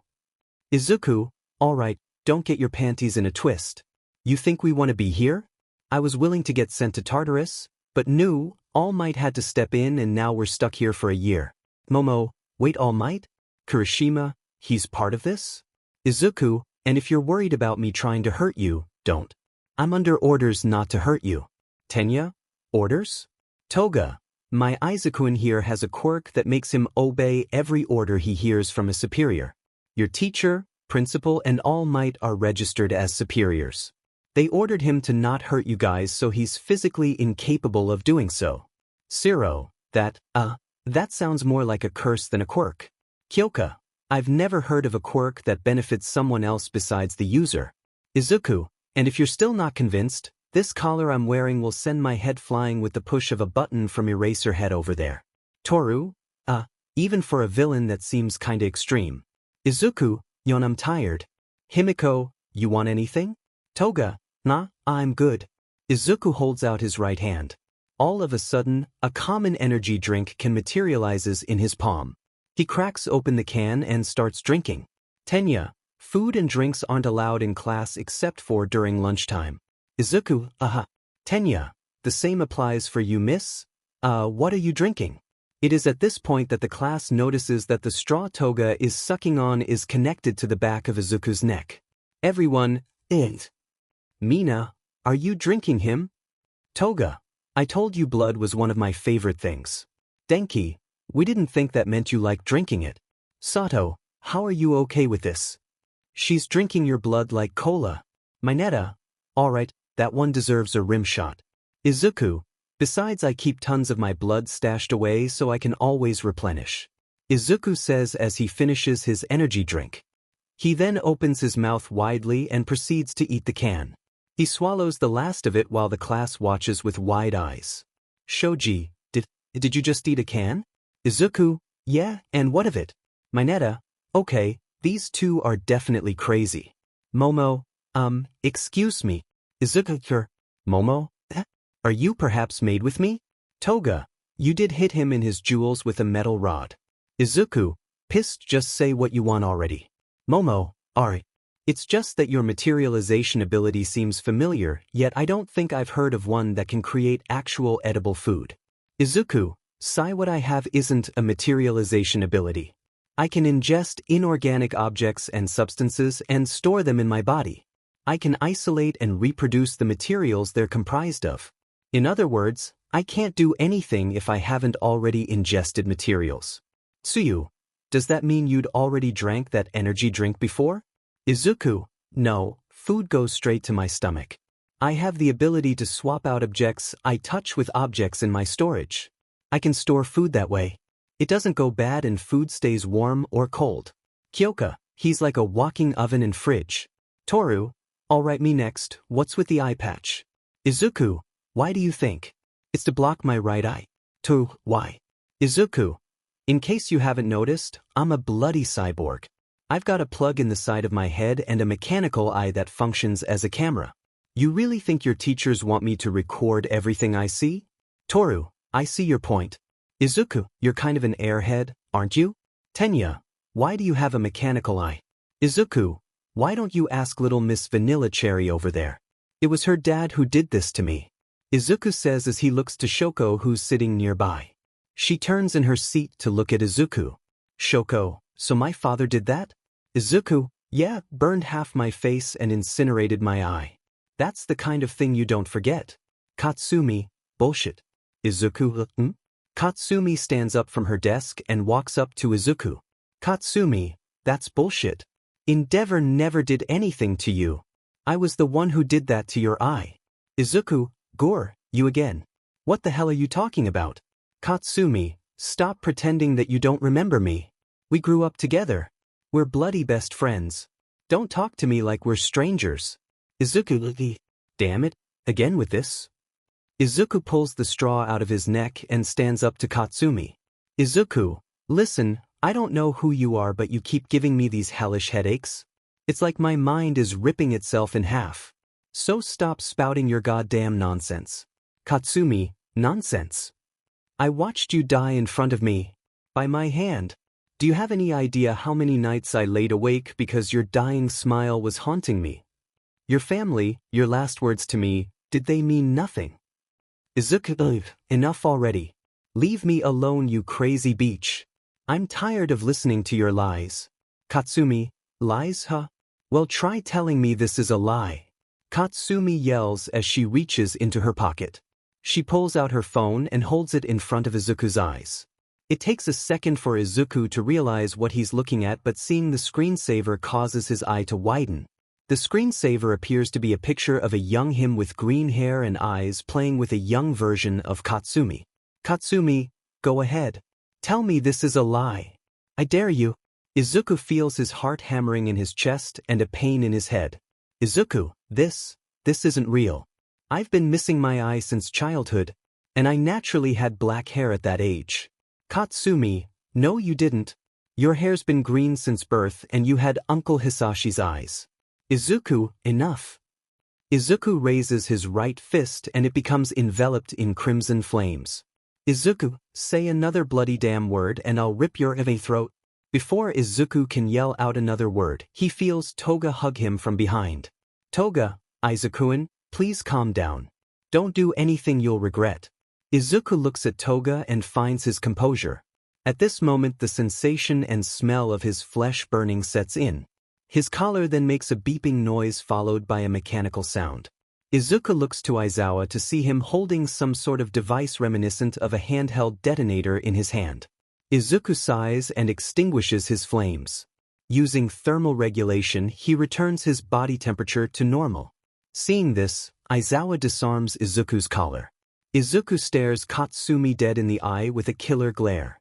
Izuku, get out of my face. Katsumi grits her teeth and lowers her head. She turns around and starts walking back to her desk. Katsumi, I won't stop. Not until you accept who you are and turn back into my Deku. Katsumi sits down at her desk with her ending statement angering Izuku. Meanwhile, the rest of the class is standing there in complete silence, unaware of how to respond to that whole scenario they just witnessed. Mineta, should we say something? Mary, after all that, I don't think that's a good idea. Also, we really gotta talk to Bakugo later. Momo, agreed. Perhaps we should wait until he calms down before trying to engage him in conversation again. Shoji, yeah, he does look pretty mad. Just like the octopus boy says, Izuku is grinding his teeth out of anger. His eye shifts to his desk before shifting Toga. Izuku, Himiko-sama, it'd be easier for you to drink my blood if we shared a desk, correct? Toga, yeah, I guess so. Izuku, okay. Oi, Eraserhead, it's fine if we share one desk, right? Aizawa, sure, why not? Izuku, great. Izuku removes Toga's arms from around him and proceeds to grab the leg of his desk. He then effortlessly lifts the desk above his head. He opens his mouth wide and his teeth become razor-sharp and shark-like. The class watches on as Izuku completely devours the desk as well as the chair. He then devours Toga's desk and chair. After doing so, Izuku proceeds to take off the upper half of his uniform. His upper body starts glowing and a wider desk complete with 2 reclining chairs attached to it appears in front of him. Izuku, phew there, everyone, is that how he vents? Izuku sits in the right chair of the desk and leans back in it. Toga proceeds to lie next to him and stabs the straw in his neck again. He's about to doze off again, however he's stirred from his daze by another figure walking up to him. Achiko, Deku-san. Izuku says with a snarl as he turns with an irritated face to the girl standing next to him. Izuku, the hell did you call me? Everyone, Achiko/Uraraka? Achiko, sorry, do you not like that name? Izuku, no, just hearing it fills me with rage. Achiko, I am sorry, it's just, that name, it sounds to me like the Japanese word for you can do it, and, I like it and think it's cool. Izuku, that, I actually don't mind it in that context. Achiko, so, would it be alright for me to call you Deku? Izuku, sure, why not? Everyone, she made progress? Izuku's cheek then gets pinched and pulled by Toga lying by his side. Toga, Izuku-an, why are you being so nice to this random lass? Izuku, since when do you say lass? And I don't know, I just don't mind her giving me a nickname. Toga, Izuku, you aren't thinking about cheating, are you? Izuku, for your own safety, just say what you must and go. Achiko, okay. I just wanted to know if you still remember me. Izuku, if I remember you? Wait, I remember you. You're that girl from back then, with those quirkless guys. Achiko, yes, that's me. Toga, you know her, Izuku-an? Izuku, remember when I told you about that girl from the hospital? This is her. Toga, so you're the floozy who got her hands all over my Izuku-an. Izuku, what's with you and your recent word choice? Anyways, she was injured and needed medical help. What did you want me to do? Whisper besides, if I killed her and stole her quirk it'd possibly bring suspicion towards Master.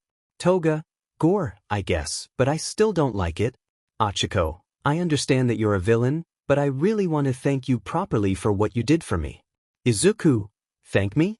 Achiko, if it wasn't for you, who knows what those men would have done to me? And you even showed me generosity with that golden necklace. Toga, the what? Izuku, I was testing out Munch.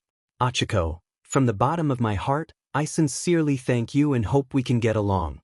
You really are my hero. Hearing this, Izuku simply stares at the girl blankly. After a moment of staring, Izuku turns to face upwards. He then creates a blanket and uses it to cover his whole body. Toga, Izuku-an? Izuku, whatever, I'm going to bed. Everyone, what just happened? Aizawa, With the exception of that rather rough morning, the day goes rather normally with Izuku and Toga not paying attention and just relaxing at the back of the class. The news of the sports festival brings excitement to the class but just blows through Izuku and Toga's ears. Soon enough, lunch comes around. Izuku and Toga stand up from their desk causing everyone to turn to them. Izuku, I'm hungry. Eraserhead, it's fine for us to head for the cafeteria, right? None of them know who we actually are. Aizawa, fine, but you'll be under supervision from me. Izuku, as long as I can get something decent to eat. Izuku and Toga walk to the classroom door with everyone watching them. Izuku opens the door and finds Nizu standing there in front of him. Nizu, hello. Izuku, you damn rat, what the hell do you want? Nizu, aren't you cranky? You look tired. You know you really should take better care of yourself and get more sleep, it's important for your health after all. Toga, hey, I'll have you know we're both responsible adolescents who know how to take care of our own well-being. Aizawa, yesterday we found you both blacked out, covered in sweat and buck naked in the common area and surrounded by melted ice cream, caramel corn and bubbles that appeared to be from a bubble bath. Toga, well, how do you spend movie night? Izuku, speak rat before she says something else. Nizu, well, I just came here to speak with the class. And since you're heading to lunch, why don't you two go straight to the staff room for it? All Might will be waiting there for you. Izuku, you know I don't have the ability to disobey you. Let's go, Himiko-sama. Toga, and with that, Izuku and Toga make their way to the staff room. Nizu, now then we have it. Izuku, enough already. Leave me alone, you crazy beach. I'm tired of listening to your lies. Katsumi, lies, huh? Well, try telling me this is a lie. Katsumi yells as she reaches into her pocket. She pulls out her phone and holds it in front of Izuku's eyes. It takes a second for Izuku to realize what he's looking at, but seeing the screensaver causes his eye to widen. The screensaver appears to be a picture of a young him with green hair and eyes playing with a young version of Katsumi. Katsumi, go ahead. Tell me this is a lie. I dare you. Izuku feels his heart hammering in his chest and a pain in his head. Izuku, this isn't real. I've been missing my eye since childhood, and I naturally had black hair at that age. Katsumi, no you didn't. Your hair's been green since birth and you had Uncle Hisashi's eyes. Izuku, enough. Izuku raises his right fist and it becomes enveloped in crimson flames. Izuku, say another bloody damn word and I'll rip your throat. Before Izuku can yell out another word, he feels Toga hug him from behind. Toga, Izuku-kun, please calm down. Don't do anything you'll regret. Izuku looks at Toga and finds his composure. At this moment the sensation and smell of his flesh burning sets in. His collar then makes a beeping noise followed by a mechanical sound. Izuku looks to Aizawa to see him holding some sort of device reminiscent of a handheld detonator in his hand. Izuku sighs and extinguishes his flames. Using thermal regulation, he returns his body temperature to normal. Seeing this, Aizawa disarms Izuku's collar. Izuku stares Katsumi dead in the eye with a killer glare. Izuku, get out of my face. Katsumi grits her teeth and lowers her head. She turns around and starts walking back to her desk. Katsumi, I won't stop. Not until you accept who you are and turn back into my Deku. Katsumi sits down at her desk with her ending statement angering Izuku. Meanwhile, the rest of the class is standing there in complete silence, unaware of how to respond to that whole scenario they just witnessed. Mineta, should we say something? Mary, after all that, I don't think that's a good idea. Also, we really gotta talk to Bakugo later. Momo, agreed. Perhaps we should wait until he calms down before trying to engage him in conversation again. Shoji, yeah, he does look pretty mad. Just like the octopus boy says, Izuku is grinding his teeth out of anger. His eye shifts to his desk before shifting Toga. Izuku, Himiko-sama, it'd be easier for you to drink my blood if we shared a desk, correct? Toga, yeah, I guess so. Izuku, okay. Oi, Eraserhead, it's fine if we share one desk, right? Aizawa, sure, why not? Izuku, great. Izuku removes Toga's arms from around him and proceeds to grab the leg of his desk. He then effortlessly lifts the desk above his head. He opens his mouth wide and his teeth become razor-sharp and shark-like. The class watches on as Izuku completely devours the desk as well as the chair. He then devours Toga's desk and chair. After doing so, Izuku proceeds to take off the upper half of his uniform. His upper body starts glowing and a wider desk complete with 2 reclining chairs attached to it appears in front of him. Izuku, phew there, everyone. Is that how he vents? Izuku sits in the right chair of the desk and leans back in it. Toga proceeds to lie next to him and stabs the straw in his neck again. He's about to doze off again, however he's stirred from his daze by another figure walking up to him. Achiko, Deku-san. Izuku says with a snarl as he turns with an irritated face to the girl standing next to him. Izuku, the hell did you call me? Everyone, Achiko/Uraraka? Achiko, sorry, do you not like that name? Izuku, no, just hearing it fills me with rage. Achiko, I am sorry, it's just, that name, it sounds to me like the Japanese word for you can do it, and, I like it and think it's cool. Izuku, huh. That, I actually don't mind it in that context. Achiko, so, would it be alright for me to call you Deku? Izuku, sure, why not? Everyone, she made progress? Izuku's cheek then gets pinched and pulled by Toga lying by his side. Toga, Izuku-an, why are you being so nice to this random lass? Izuku, since when do you say lass? And I don't know, I just don't mind her giving me a nickname. Toga, Izuku, you aren't thinking about cheating, are you? Izuku, for your own safety, just say what you must and go. Achiko, okay. I just wanted to know if you still remember me. Izuku, if I remember you? Wait, I remember you. You're that girl from back then, with those quirkless guys. Achiko, yes, that's me. Toga, you know her, Izuku-an? Izuku, remember when I told you about that girl from the hospital? This is her.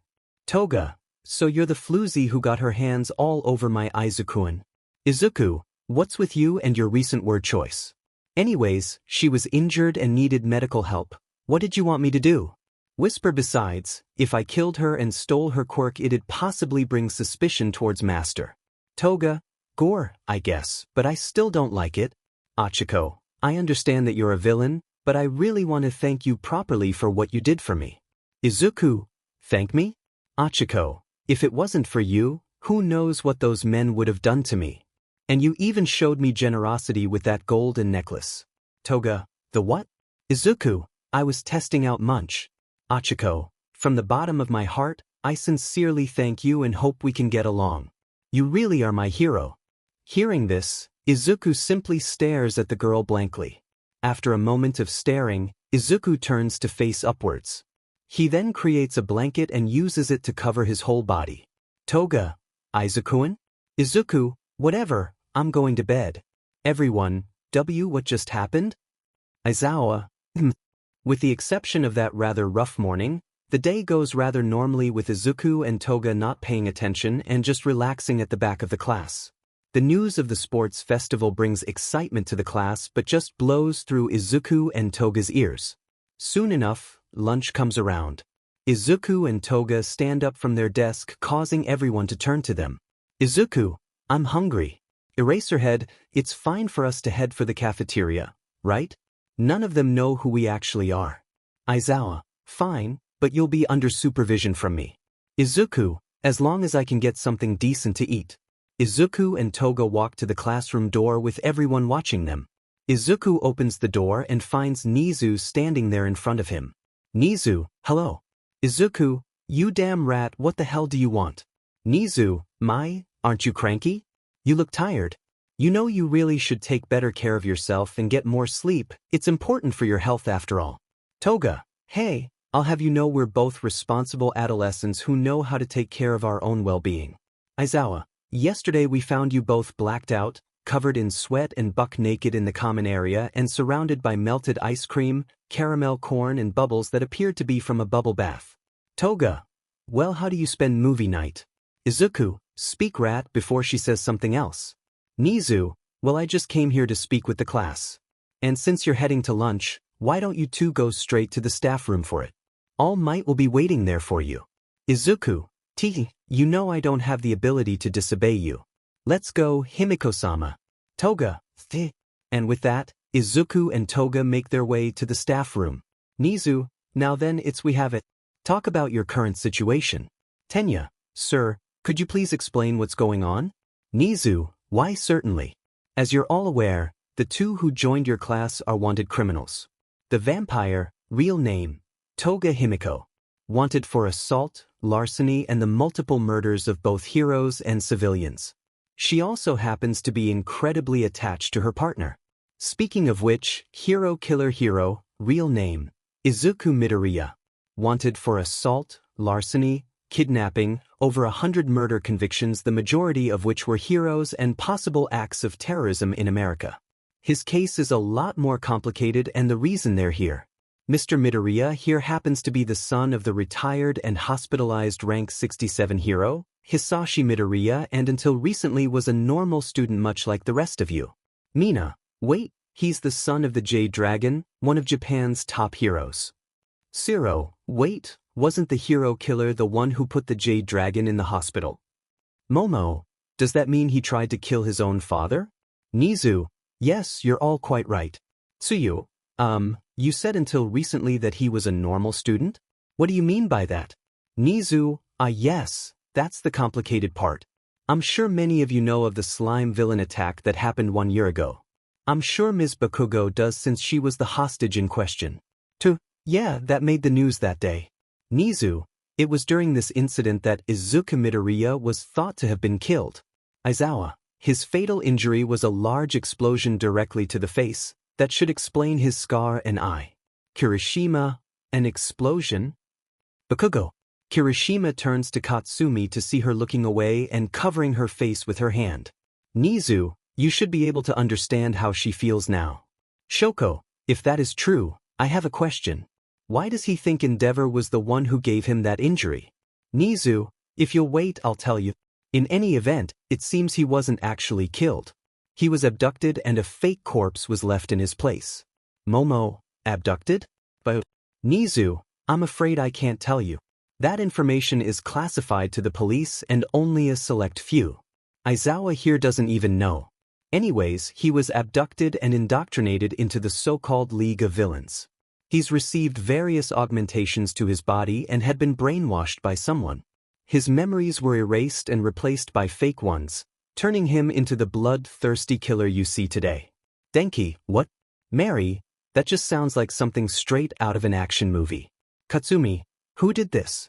Nizu, Katsumi, who the hell did this? Why would they do any of this to Deku? Nizu, as I've said before, we're not allowed to reveal to anyone the identity of the one responsible. As for why Mr. Midoriya of all people was abducted, we ourselves aren't sure. Perhaps it was simply opportunity, or perhaps there was some deeper meaning. We won't understand it for a while. Tenya, sir, forgive me for speaking up, but be all that as it may, he's still a villain. He shouldn't be here. Nizu, normally, I'd agree with you, but this situation unfortunately cannot proceed in such a manner.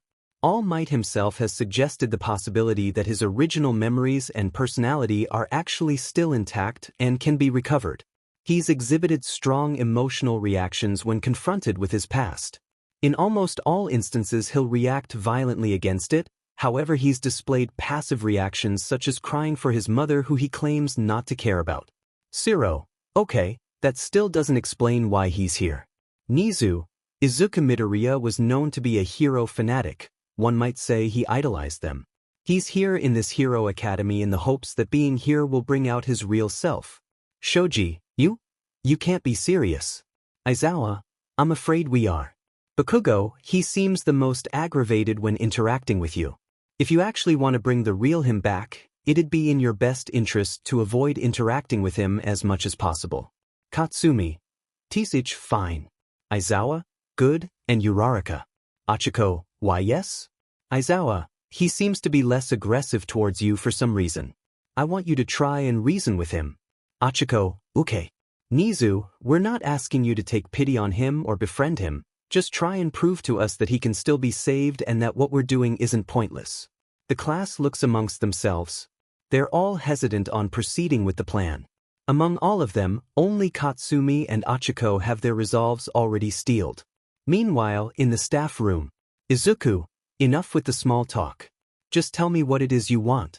Currently, Izuku and Toga are sitting across from All Might who's in his skinny form. All Might, I see you're not exactly the patient type. Very well. We need to have a discussion about your quirk. Izuku, be more specific, I've got a full deck of them. All Might, you know what I'm referring to. I'm talking about what is, or at least was one for all. Toga, what do you mean was? All Might, we haven't had a chance to talk about it since the incident the other day, but it looks like one for all was altered when you inherited it. Those red veins that appeared on your body are a clear sign of one for all, but those black ones and that shockwave were something I'd never seen before. Do you have any idea what it could have been? Izuku, when certain quirks interact with each other because of all for one, they'll combine if their abilities are compatible and form a far more powerful ability. That's most likely what's going on. Toga, well then what did one for all combine with? Izuku proceeds to roll up his sleeve and hold out his right arm. He closes his eyes and tries his best to focus. His arm becomes wrapped in red and black veins. His arm starts shaking and discharging power that can be felt by Toga and All Might. Izuku grabs his frantically shaking arm with his free hand and bites into his shoulder. His entire arm quickly freezes. Izuku lets go and pulls his teeth out. His arm thaws and it returns completely to normal. Izuku, that just proved it. All Might, proved what?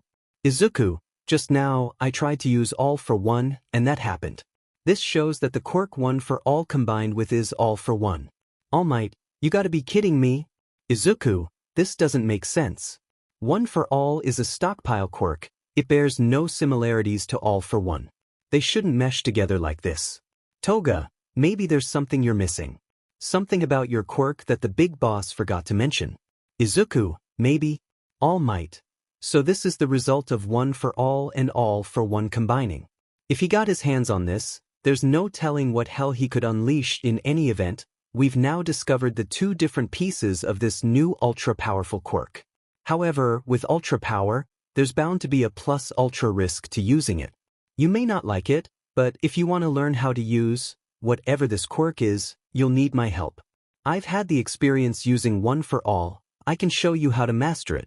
Izuku, *psi*, it's not like I have a choice here. But let's keep this strictly professional. All Might, sure, as long as you let me help you. I have 1 year to make you see the light. I promise I will not fail you.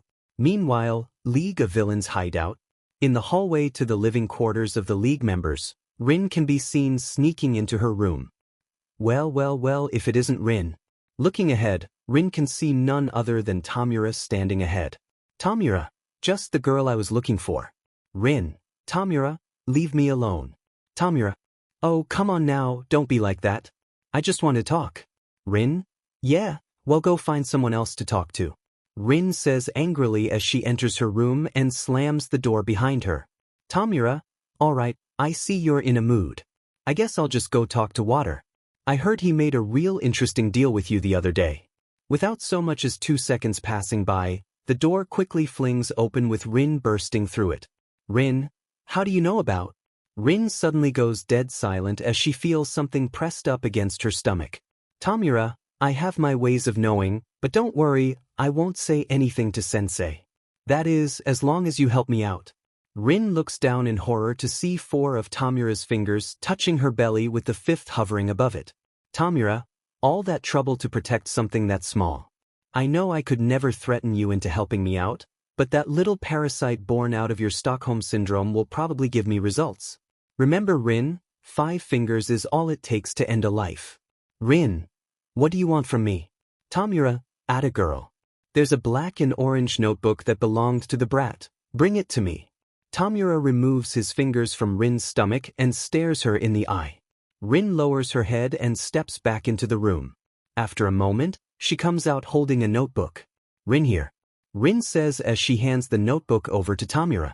Tamura, my thanks, Rin. Of course, it should go without saying that if you speak a single word about this, I'll immediately out you and turn that hellspawn to dust. Rin, what are you trying to do with that? Tamura, everyone's completely against me here. I'm like a wolf in a bear's den. The only way I can survive here is if I gather allies of my own and form a pack. And I've got a feeling that I'll find the perfect choices right in here. Tamura says with a smirk behind his hand mask as he raises the notebook. On the cover is written potential league recruits and 2 large stickers pasted on it that says caution and rejected.